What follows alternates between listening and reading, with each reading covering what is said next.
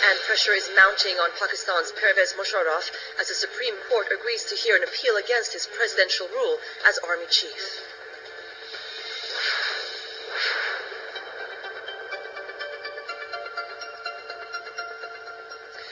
Hour English language news from around the world, broadcasting to you live from Tehran. You're with Press TV now. I'm Mona Rabiee. And I'm Kavit Atway. Welcome to our broadcast.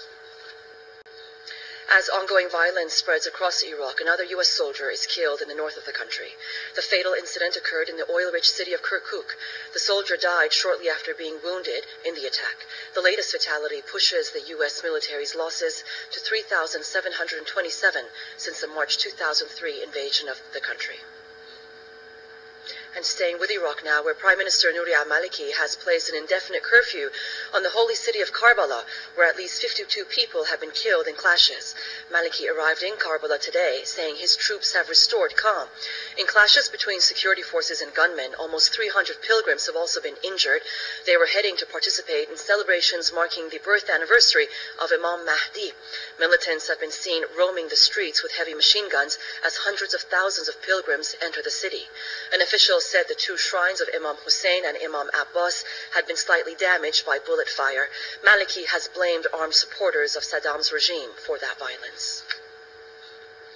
Now, most people in Canada, Britain, France, and Italy support a U.S. troop withdrawal from Iraq. A Canadian poll shows that 79% of Britons and 80% of Italians supported the idea of a U.S. troop withdrawal. And earlier, Press TV spoke to an American political analyst regarding the latest kidnapping of Iranian officials by U.S. forces in Iraq. William Beeman says the overnight arrest of the Iranians was a provocative move by the U.S. government. Here's what else he had to say. Pakistan's Supreme Court has agreed to hear an appeal against President Pervez Musharraf's position as army chief. The petition was filed by the chief of Pakistan's main coalition of Islamic parties. The petition says that under military regulations, Musharraf's term as chief of army staff expired back in 2001. It also says that in 2004, Musharraf broke a public pledge to hang up his military uniform. Meanwhile, former Premier Benazir Bhutto said earlier that Musharraf has agreed to quit as army chief as part of a power-sharing deal. Now, Kava will let us know what to expect from Press TV News after the break.